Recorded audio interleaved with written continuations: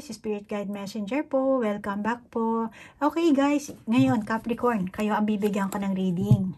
At alamin natin kung ano ba ang mga mensahe ng angel number sa inyo, no? At, as usual, Capricorn, ang intention ko sa paggawa ng video ito, naway mabigyan ko kayo ng kamalayan at ma-heal niyo po ang inyong sarili at magkaroon kayo ng self-love. Okay? So, alamin natin ang angel number na nakakita ni Capricorn. Ano ba ang meaning? Especially sa kanyang money at sa kanyang career. Ano ba ang meaning?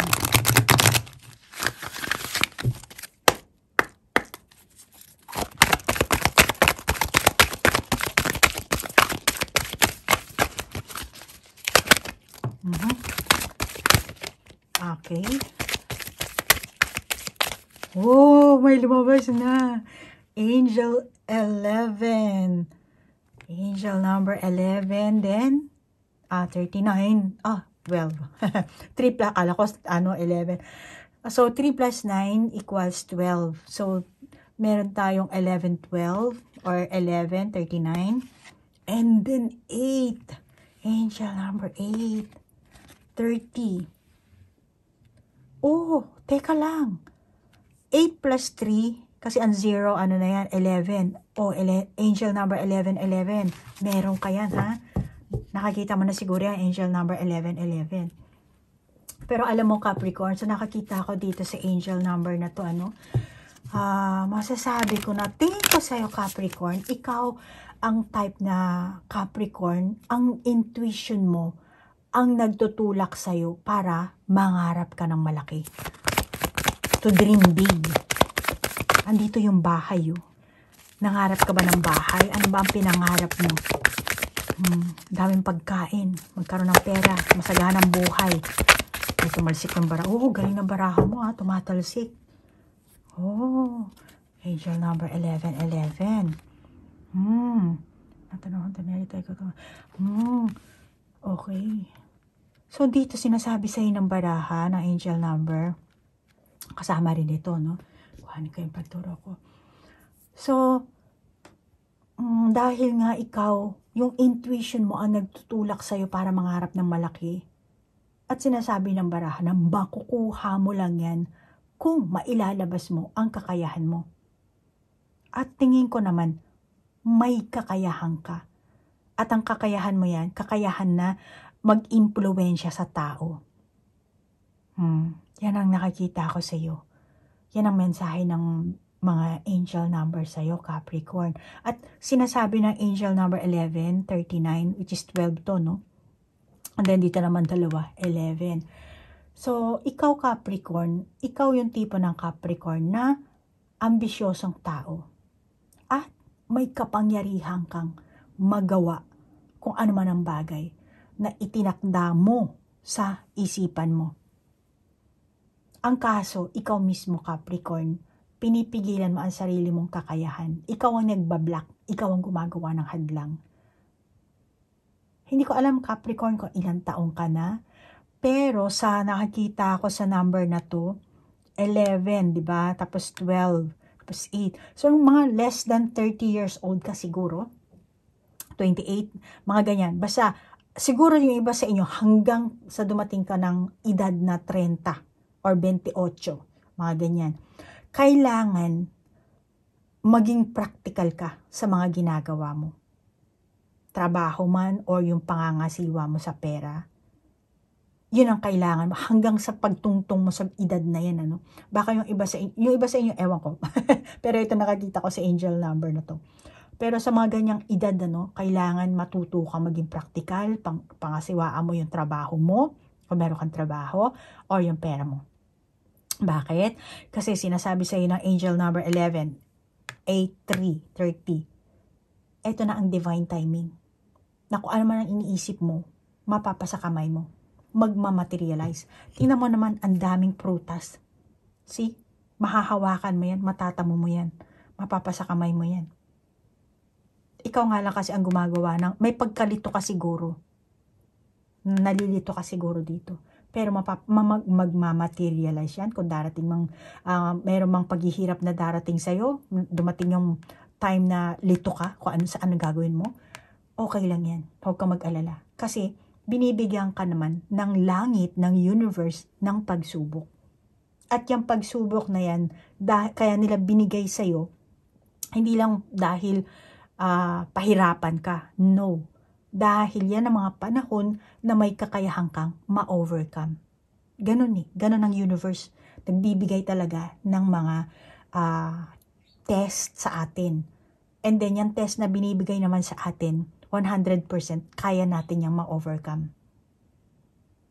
At kaya naman nangyayari din yan, or lahat ng mga kaganapan na naranasan mo or mararanasan mo, yung iba sa inyo, yan naman ay para mag-grow ka, mag-mature ka, magkaroon ka ng self-discovery, self-reflection, realization. Para balang araw, meron kang mapagkukunan ng lakas. Kasi, naranasan ko na to before. So ngayon, paano ko to i-apply sa sarili ko? So yung mga ganun ba? Kaya sinasabi sa iyo ng angel number 39. 39 at saka itong 8. Always think positive. Kapag may problema ka, huwag mong isipin na pinabayaan ka ng Diyos. Yung ganun.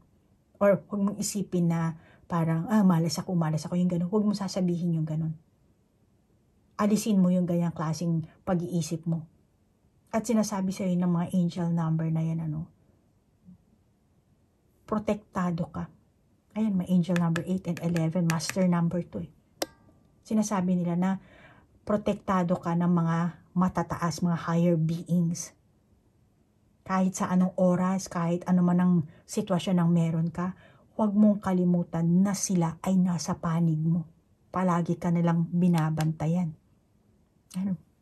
5th chakra, Archangel Gabriel. Nasa panig mo sila.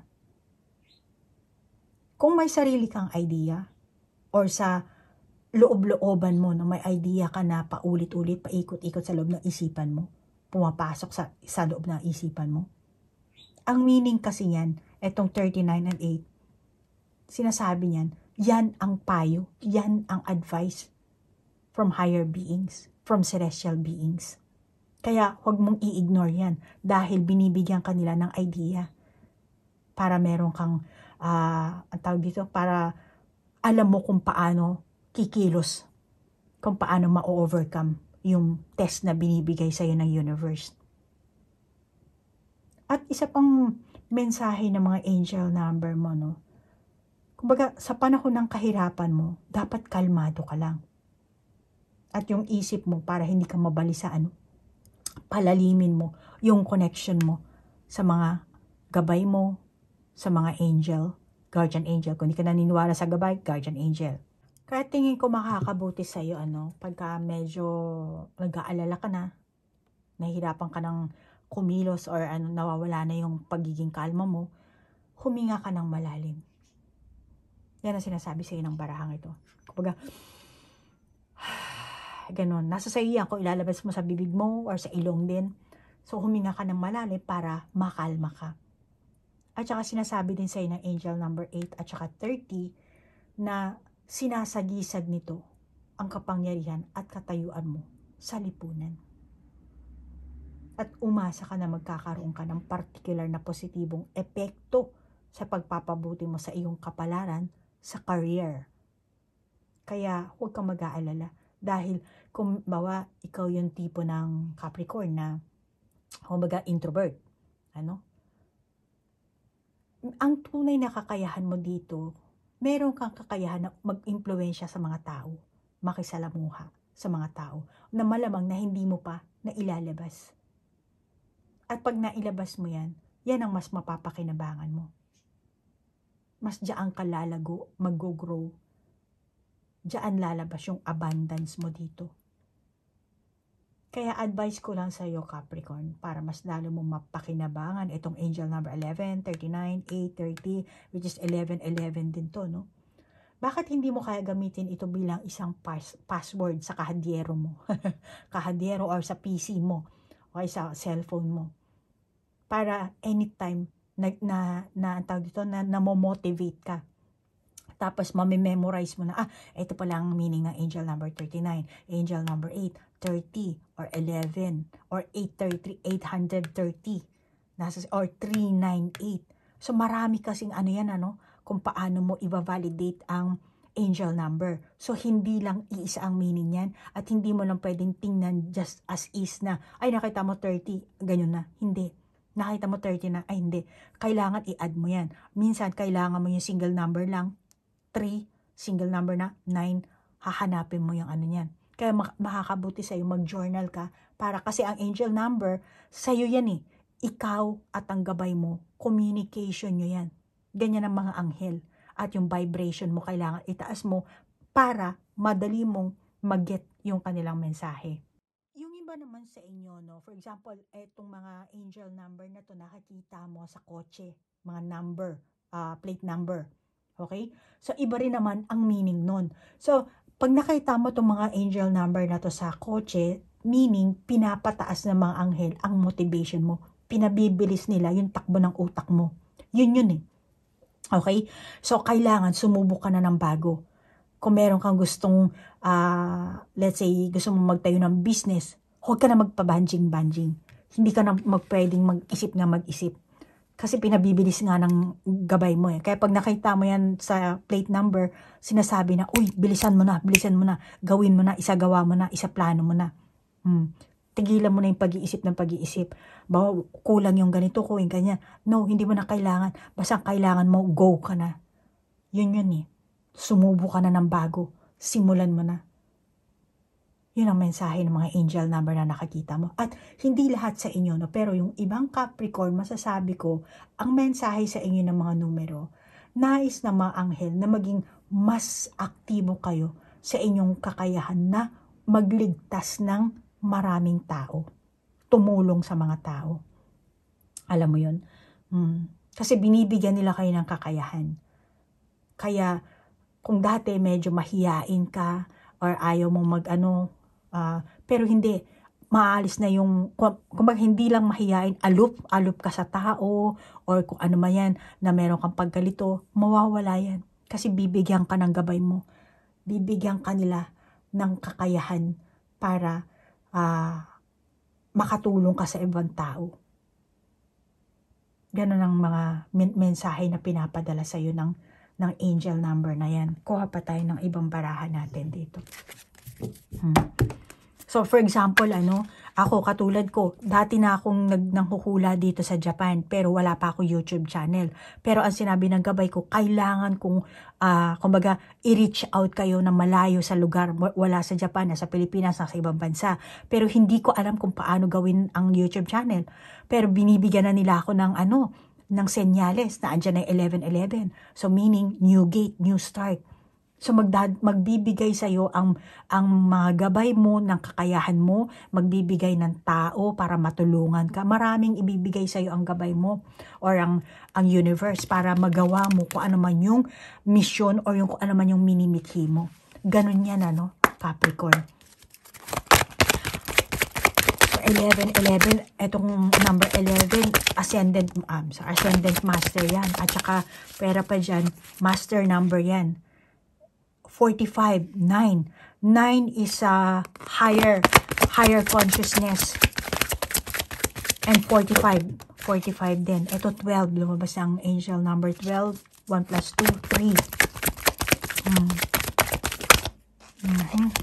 3. Dalawa yung kuha ko. 47 is 11. 11, 8. Oh, ayan na. The fates. Ang galing yung baraha mo. So, ang ascendant master kasi, 1 plus 7, 8. Then 8. Jesus Christ yan. Well, kay Jesus Christ kasi, 888. Pero dito nakikita ko sa'yo, 2 8 lang. Which is kahit na hindi yan si Jesus Christ, ascendant master, ang gumagabay sa'yo. So, hindi ko alam kung anong religion ang meron ka. Ikaw nang bahalang mag-adjust. Pero, ang ascendant master kasi, Jesus. Buddha, mga ganyan, Kaya tinutulungan ka ng ascendant master dito para, see, ang daming mga pinapadala sa iyong tulong dito. Sa kabila ng meron kang pinagdadaanan, pagsubok. Kahit may pagsubok ka, binibigyan ka nila ng mensahe na ito ang solusyon, ganito ang gawin mo. So, hindi mo kailangang ma-down, madismaya. Hindi, kasi binibigyan ka nila ng advices dito.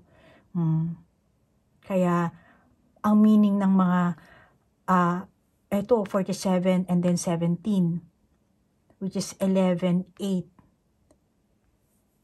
Tapos 11 kasi siya, diba? So, i-maintain na natin doon, ito ang 8. And then, meron ka ring 12. Kaya tinutulungan ka ng Ascendant Master dito na maging malaya ka sa fear, sa pagkabalisa, para mapanatili mo yung positibong pag-iisip mo. Siniswitch nila yan. Kung nag-iisip ka ng negatibo, siniswitch nila yan para mag-isip ka ng positive. At sinasabi ng angel number sa'yo dito, no? Ang iyong mga pangarap ay malapit ng maging katotohanan. Kaya huwag kang matakot na harapin ang hamon. Kung ano man ang hamon. Eto no, ayan no, magagrab mo na yun, no? Ayan na yung goal, no? Ayan na eh. Magagrab mo na siya eh. Pero, ikaw ang gumagawa ng hadlang. Nalilito ka pa. Ano ba gagawin ko? Ganyan. Tapos meron ka pang takot dito. Parang nag-aalinlangan ka pa. Nahihiya ka pa. Parang, no, hindi na. Kailangan mong magbalat. Kailangan mong magbago para mag-grab. Iwanan mo na yung old na ikaw.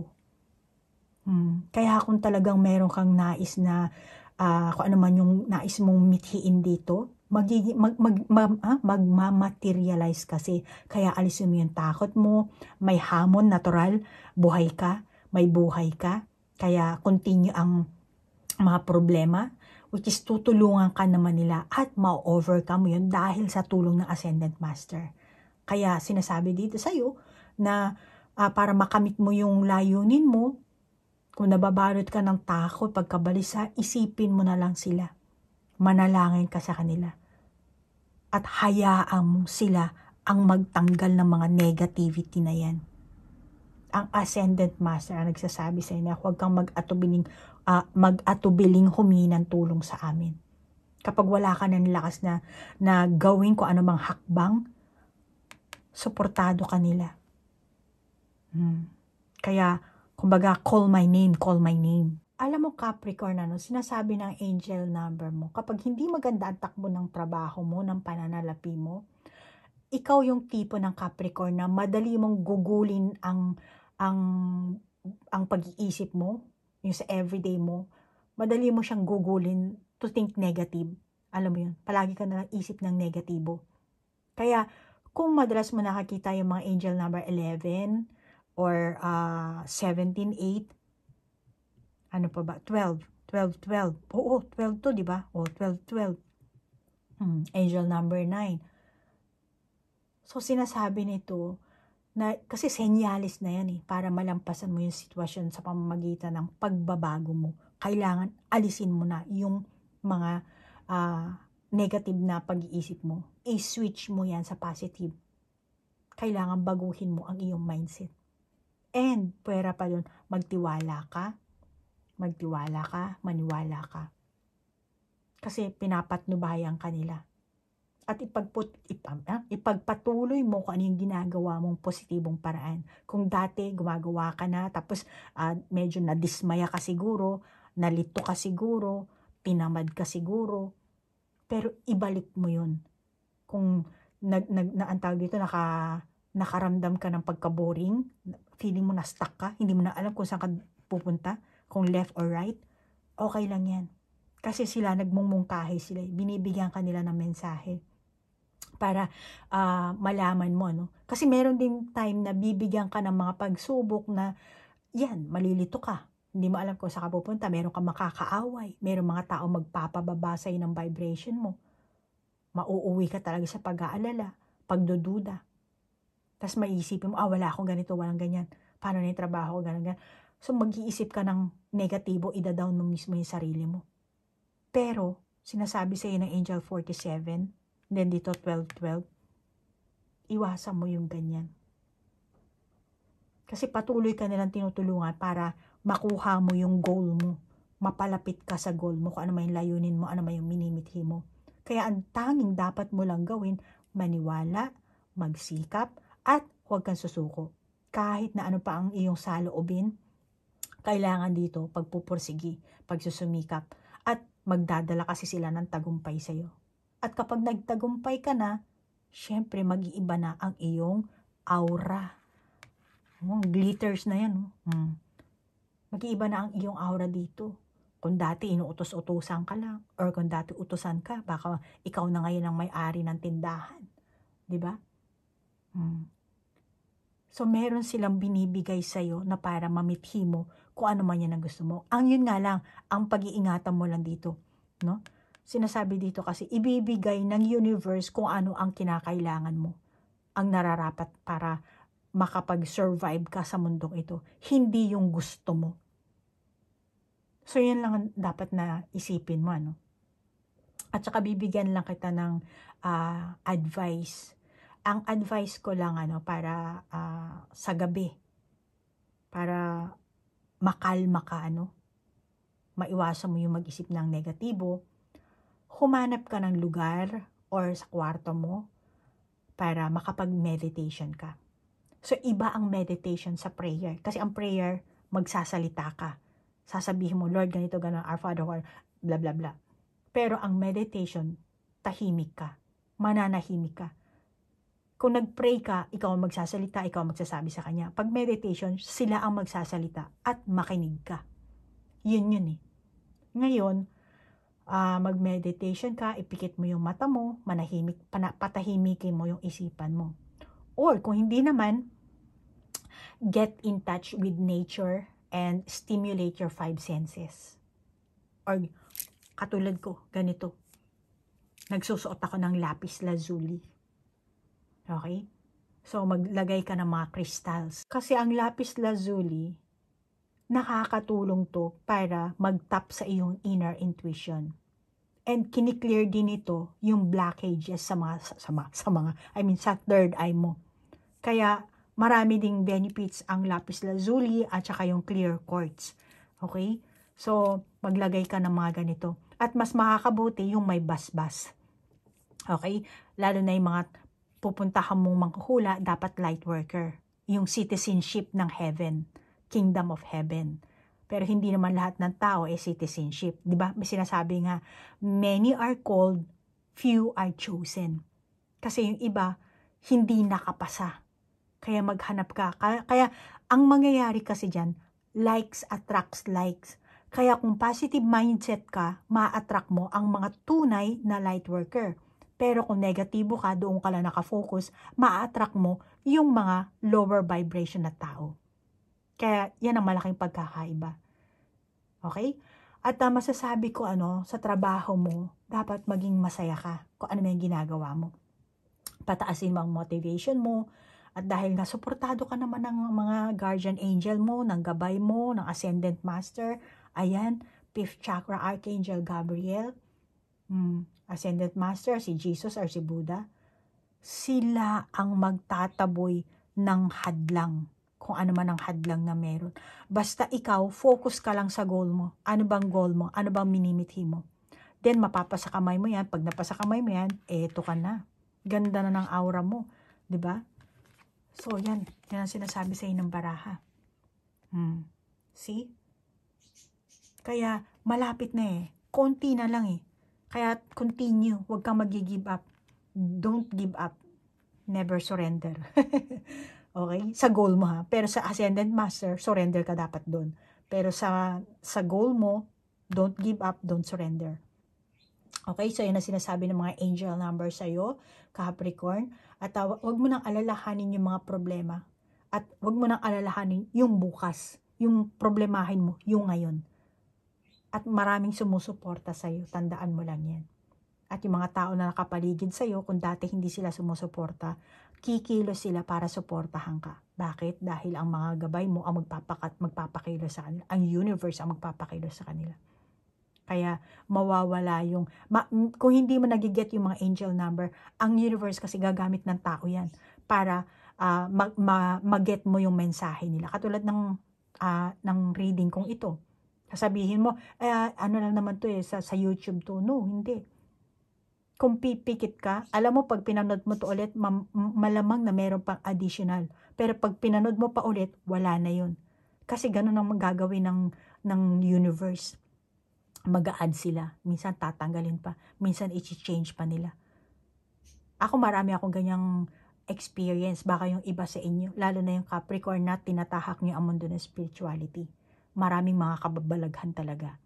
Okay? So Capricorn, kung nakakita mo na yan at hindi mo alam ang meaning ng mga angel number na yan, makakabuti na isulat mo. Okay? At iba yung angel number sa kotse, nakita mo lang sa resibo. Katulad sabi ko kanina, pag sa kotse, ang kotse mabilis.